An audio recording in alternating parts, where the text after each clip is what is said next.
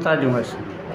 नमस्कार, आप देख रहे हैं केसी स्टार न्यूज़ और मैं कल्पना चोपड़ा हमारे कैमरामैन कुलदीप चोपड़ा के साथ। आज केसी स्टार न्यूज़ टीम पहुंची है पूर्व मुख्यमंत्री माननीय श्री मनोहर लाल खट्टर के गांव निंदाना में, जहां पर हरियाणा युवा शक्ति और नगर निंदाना गौरव पीठ द्वारा नगर निंदाना गौरव सम्मान समारोह का आयोजन किया गया। आज के से पहुंची है विजय लक्ष्मी पांडे जी, जो कि जाग भारत जाग मानव की मुख्य प्रबंधक निर्देशिका हैं। करेंगे उनसे कुछ पल साझा। विजय लक्ष्मी जी, आपका हमारे चैनल केसी स्टार न्यूज़ में हार्दिक स्वागत है मैम। स्वागत है आपका भी। बताएं आज के आयोजन के बारे में आप क्या कहना चाहोगे? मैम, ऐसा है कि सबसे पहले देशवासियों को जाग मानव जाग परिवार की तरफ से आज की 5 मई की बहुत बहुत बधाई। 5 मई आज दो तरह से बहुत ही ज़्यादा महत्वपूर्ण है। जहां आज पूरे भारत में नीट की परीक्षा चल रही है, परीक्षार्थी अपना अपना भविष्य आजमा रहे हैं। परीक्षा का समय 1:30 बजे से शुरू हो चुके होंगे। और दूसरी तरफ यहाँ वीरों की भूमि रोहतक डिस्ट्रिक्ट के पास ही निंदाना गांव हम सेवा कार्य को लेकर के निरंतर हमारा चल रहा था। दरअसल माना जाता है कि निंदाना गांव वो गांव है जहां एक समय अकबर भी आकर के घुटने टेक दिया था। अर्थात कि माता वैष्णो का एक बहुत ही बड़ा भक्त, महान भक्त, वह ध्यानु भगत के नाम से जाना जाता है, जिसे आप लोगों ने देखा होगा, गानों में सुना होगा, कहानियाँ उनकी होंगी।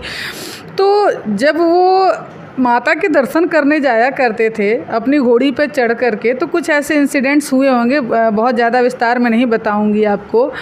अपनी घोड़ी पर चढ़ के जाते समय उनके सैनिकों ने उनका रास्ता रोका और रास्ता रोकने के बाद उनके सैनिकों ने उनकी घोड़ी का सर काट दिया। वापस वो अपनी गुहार लेकर अकबर के दरबार में गए। अकबर ने कहा कि भाई, जब तुम माता कितने बड़े भक्त हो तो मेरे पास क्या करने आए हो? उसने कहा ठीक है, अच्छी बात है। फिर वो चला गया अपनी मैया के दरबार में कि भाई ऐसी ऐसी माता हमारे साथ घटना हो गई है। तो ये सोचिए कि जब माता ने ध्यानु भगत को दर्शन दिया तो माता के आशीष से उनकी घोड़ी का सर जो कटा हुआ था वो जुड़ करके खड़ा तो हो गया, लेकिन उन्हें यह आशीष दिया गया कि जिस तरीके से अकबर ने तुम्हें परेशान किया है उनकी सिंहासन हिल जाएगी, और वाकई में हिल गई। तो जब उन्हें पता चला, अकबर को पता चला कि ध्यानु भगत के आशीष, माता वैष्णो का ऐसा आशीष मिला जिस वजह से मेरा ये सिंहासन डोल रहा है, मेरी जनता परेशान है, तो वो ढूंढते ढूंढते निंदाना गांव पहुंच गए। तो यह निंदाना गांव वह गांव रहा है। दूसरी बात, आज 5 मई को गौरव पीठ सम्मान जो गांव में दिया गया है, वीरों की भूमि मैंने इसलिए कहा क्योंकि हर दृष्टि से, चाहे यहाँ के बच्चे सक्षम, अर्थात कि शिक्षा में सक्षम, संस्कार में सक्षम, व्यवहार में सक्षम, परिचय में सक्षम, इतने सक्षम होकर के ऐसा कोई विभाग नहीं है, चाहे वह प्रशासनिक दृष्टिकोण से, वैज्ञानिक दृष्टिकोण से, कृषि के दृष्टिकोण से, सहकारिता के क्षेत्र में, हर क्षेत्र में निंदाना गांव के बच्चों ने अपना परिचय पूरे दुनिया में, पूरे भारत में लहराया है। इसी विषय पर आज निंदाना के स्कूल में कार्यक्रम आयोजित किया गया, जहां बच्चों को सम्मानित किया गया, सेवा राशि भी दी गई। और इस गांव से जो भी बच्चे आज से सालों 10 साल पहले उत्तीर्ण होकर के कोई स्कूल चला रहा है, कोई अधिकारी है, कोई रिटायर्ड हो चुके हैं, कोई अब बहुत बड़े बड़े पदों पर हैं, कोई अपने पदों से रिटायर होकर के अब सेवा का कार्य कर रहे हैं, तो ये वो जगह रही है। इस विषय पर लेकर के आज हम निंदाना गाँव पहुँचे थे। निंदाना गांव को वीरों की भूमि कहा जाता है, यहाँ पहुंचकर कैसा लगा? मैम, निंदाना गांव वाकई में वीरों की भूमि है। जब यह बात, सबसे पहले जब बात आती है कि ध्यानु भगत, जिनका नाम सुनते ही रोंगटे खड़े हो जाते हैं, कई ऐसे प्रशासनिक सेवाएं यहाँ पे दी गई हैं। सबसे बड़ी बात, मैं पिछले 1 साल से जब मैं निंदाना गांव में सफ़र कर रही हूँ, आ रही हूँ, जा रही हूँ, शायद यहाँ के कई लोगों को भी नहीं पता कि विजय लक्ष्मी एक हैं जो जाग मानव जाग परिवार का प्रतिनिधित्व करते हुए पहुँच रही हैं। मगर यहाँ जो शिक्षा, संस्कार और व्यवहार, सादगीपूर्ण व्यवहार, जो कि कहीं न कहीं पूरे भारत में पाश्चात्य पद्धति की वजह से लुप्त होती जा रही है। इसका एक बहुत बड़ा परिचय यहाँ देखने को मिला। आज भी हमारी संस्कृति जिंदा है। मैं अक्सर कहती हूँ हमारा भारत गाँव का देश है, ग्रामीण संस्कृति का देश है। बस इसी संस्कृति को जीवित रखने के लिए और इसी निंदाना गाँव की संस्कृति को, इस परंपरा को, यहाँ की शिक्षा दीक्षा को, यहाँ की मेहनती महिलाओं को, 45 साल हल चलाने वाली ताई जी जैसे महिलाओं को, हमारे राठी साहब जैसे सरपंच को, हमारे रामनिवास जैसे बुजुर्गों के अनुभव को, ये अनुभव शहरों के उन जगहों पे पहुंचने चाहिए जहां आज की युवा कहीं ना कहीं गंदी राजनीति का हिस्सा बन रही हैं, या तो फिर उनके पास कोई दिशा निर्देश नहीं है, कोई मार्गदर्शन नहीं है। आप किस संस्था से जुड़े हो? जी, मैं अपनी ये मेरी संस्था है जिसका नाम ही है जाग मानव जाग परिवार। ये हमारी अपनी संस्था है। यह एक परिवार है, कोई संस्था नहीं है। मैं अक्सर सबसे कहती हूँ कि पूरे भारत में नहीं, पूरी दुनिया में संस्थाएं बहुत हैं, हमें परिवार बनाना है। जिस तरीके से मैं मेरे परिवार में अपने माता पिता की, भाई बहन की, बेटा बेटी की, चाचा चाची की, दादा दादी की, उनकी भविष्य की, उनकी दवाइयों की, उनके घर में केयर की, सुरक्षा रक्षा का, हर तरीके से एक फैमिली में जो हम केयर करते हैं, मेरा मानना था कि एक ऐसा परिवार भारत में हो, धरती पर हो, जहाँ पर ठीक मैं अपनी ही माँ की तरह एक माँ की सेवा करूँ, मैं अपनी ही बहन की तरह अपनी एक बहन की सेवा करूँ, मैं अपने पिता की तरह एक पिता की सेवा कर सकूँ, की बातें सुन सकूं, उनका अनुभव ले सकूं। मतलब जो एक ब्लड से रिलेशन फैमिली में जो केयर होता है, वही केयर एक सामाजिक परिवार में होना चाहिए। और इस तरह की एक धारणा लेकर के शांति सद्भावना का प्रतीक और धार्मिक जातिगत बंधनों से बिल्कुल परे होकर के मनुष्यता और इंसानियत का पाठ पढ़ाने के लिए हमने मानव जागृति के अभियान के नाम से जाग मानव जाग परिवार शुरू किया। मेरा मानना है कि आज का मनुष्य जागती आंखों से सो रहा है। जाग मानव जाग परिवार का मुख्य उद्देश्य क्या है? जैसा कि अभी अभी मेरी बातों में आपको लगा होगा, मैंने बताया कि सामाजिक एकता अखंडता का उद्देश्य है, जातिगत धर्मगत बंधनों से बिल्कुल परे है। एक ऐसा परिवार बनाना जिस तरीके से हम अपने परिवार की रक्षा सुरक्षा भविष्य की चिंता करते हैं, जिस तरीके से मैं अपने परिवार में अपने बच्चों की या अपनी बेटे बेटी की हर रिश्तों को एक परिवार में कुल खानदान जोड़ा जाता है, उसी तरीके से समाज में एक ऐसा परिवार का निर्माण करना जहाँ पर असहाय पीड़ित मजबूर लोग अगर कहीं परेशान होते हैं तो एक ऐसा परिवार होगा जहाँ पर उन्हें हर रिश्ते मिलेंगे। हमारे चैनल के माध्यम से दर्शकों को क्या संदेश देना चाहोगे? बस दर्शकों को यही संदेश देना चाहूँगी कि आप भारत के नागरिक हैं, हम सभी मनुष्य हैं। बस इतना याद रखें कि हमारे यहाँ सिर्फ 2 ही जाति है, एक स्त्री और एक पुरुष, और 2 ही होता है, या तो पास या तो फेल, या तो जीत या तो हार। इसके अलावा इस पृथ्वी पर कुछ भी नहीं है।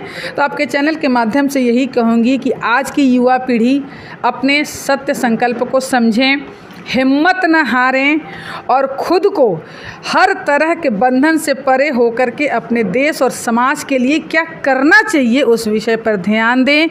बुजुर्गों का अनुभव लें, क्योंकि आज के बुज़ुर्गों के पास में जो अनुभव है वो किसी किताबी ज्ञान में बिल्कुल भी नहीं है। इसलिए मैं आपके चैनल के माध्यम से यही कहना चाहूँगी कि सिर्फ़ और सिर्फ इंसानियत का पाठ पढ़ाना है। बच्चे हों, बुज़ुर्ग हों, महिलाएं हों, शिक्षा और संस्कार यही मिलकर के सबसे बड़ा परिवार बनता है।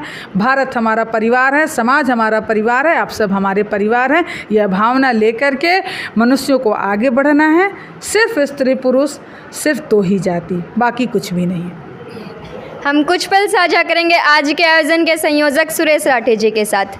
राठी जी, आपका हमारे चैनल केसी स्टार न्यूज़ में हार्दिक स्वागत है। बहुत पहले तो इस प्यारी सी बिटिया को मैं बधाई देता हूँ। इतनी छोटी बच्ची होगी, इतनी अच्छी ये वो करती है पत्रकारिता। हमने आज इनको भी सम्मानित किया है, इसको भी आगे बढ़ने का बधाई दी है।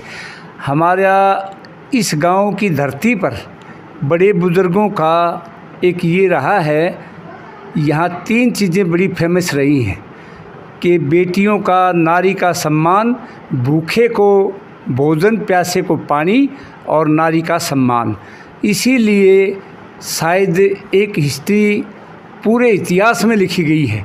इस धरती को पूजने के लिए अभी मैंने एक फ़ोटो लगाया, लोग पूछ रहे थे महाराजा शिवाजी, मराठों का और मुस्लिम एक समाज का एक पानीपत की तीसरी लड़ाई हुई थी और बड़ी ज़बरदस्त लड़ाई हुई। उसमें महाराजा उसको वो क्या था जो मराठा था उसका नाम था, मैं थोड़ा नाम लिया नहीं और था वो शंभू, हाँ संभाजी हैं, भाऊजी, सदाशिव भाऊजी उसका वो कर रहे थे। उससे पहले शिवाजी बताते हैं महाराजा शिवाजी इस गांव में आए थे, अकबर इस धरती पे आया था, ऐसा इतिहास में है।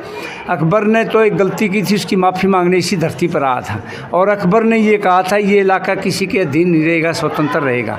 और ये पानीपत का तीसरा युद्ध हुआ पानीपत में, उसमें 3 राजा उसका साथ दे रहे थे, भाऊ का, सदाशिव भाऊ का। उनमें एक महाराजा सूरजमल और एक दिल्ली का राजा था, 3 राजाओं ने साथ दे रखा था और वह मुस्लिम जो राजा था वो भगा दिया था। लेकिन उसके बावजूद क्या होता है, वो उन्होंने कहा इस दिल्ली के तख्त पर हम बैठेंगे, सूरजमल और वो अड़ गए। वो कहने लग गया सदाशिव भाऊ राज तो मेरा है, तुम ज़बरदस्ती करते हो। बोला नहीं, फिर हम तेरा साथ नहीं देंगे। उन्होंने उनको कह दिया उस बादशाह को हम इससे दूर हट गए हैं।